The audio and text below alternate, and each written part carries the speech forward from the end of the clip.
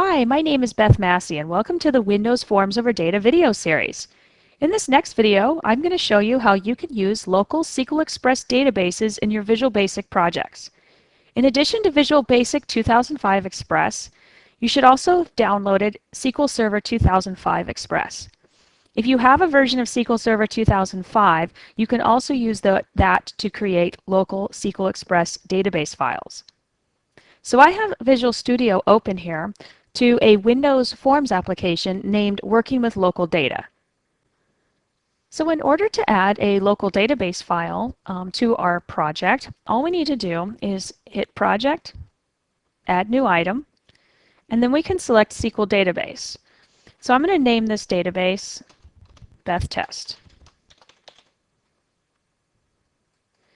Now anytime we add a MDF file into our solution, okay, the data source configuration wizard will open, okay, but we don't have any tables defined yet, so I'm just going to cancel this.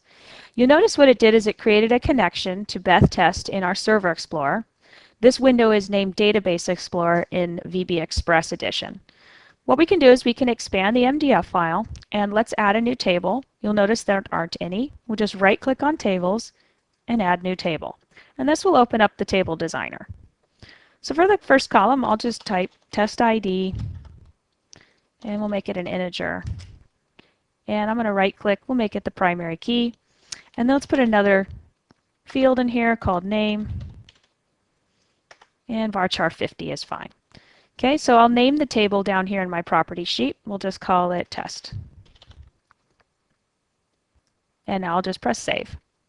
Okay, so now you can see that it added a table called test to the MDF file.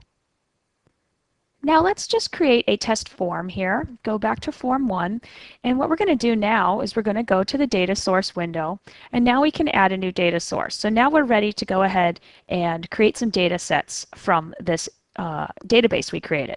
So this is the correct database. It already recognizes that we have this file in our project, and we're going to save this connection string. So now it'll read the database and it will see that we have our test table.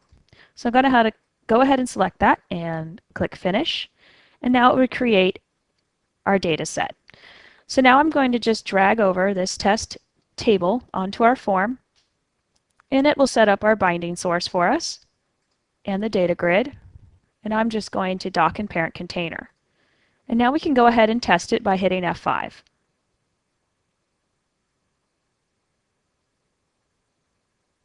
So now I can go ahead and enter some data.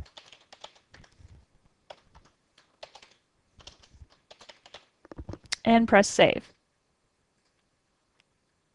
Okay, so that looked like it worked. Let's see if it really did. So let's go ahead and hit F5 again. Now you'll notice our data is gone. Well, why is that? Well, it's not because it didn't save. Actually, the reason is because if we look here on the MDF file itself in our project, you'll see that its build action is set to content and the copy to output directory is set to copy always. Now if we have it set to copy always, what's happening is the MDF file is being copied into our bin directory. If we go ahead and show all files on our solution, you'll see here's the bin directory where our exe is when it runs. It actually goes in bin debug if we're in the debug. So you can see that here is all of our MDF file, here's our exe.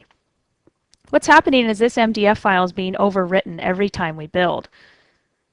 So instead, what we want to do is we want to set copy to output directory to either copy if newer or do not copy.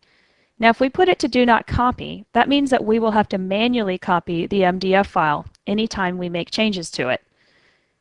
If we select copy if newer, however, it will automatically copy over only if we made any schema changes to it. For instance, we added new columns or added new tables. Otherwise, it will preserve all of our test data, meaning it will only copy if the database changes structure. Okay, so what I'm going to do is select copy if newer. I'm also going to do that on the LDF file. Okay, so you'll see that it says copy if newer on both of these files. Okay, so now let's go ahead and hit F5 again. And now let's enter some data. And press save. And now it should not overwrite our file again. So we're going to hit F5 one more time, and now we can see our data. So that's the trick when we're working with local database files. Remember to always set the proper settings for the build action and the copy to output directory. So I'd like to thank you for your time. If you'd like to check out the Visual Basic Developer Center, we'll be posting updates to these videos there. Please also check out the Visual Basic team blog and my blog for more information. Thanks again.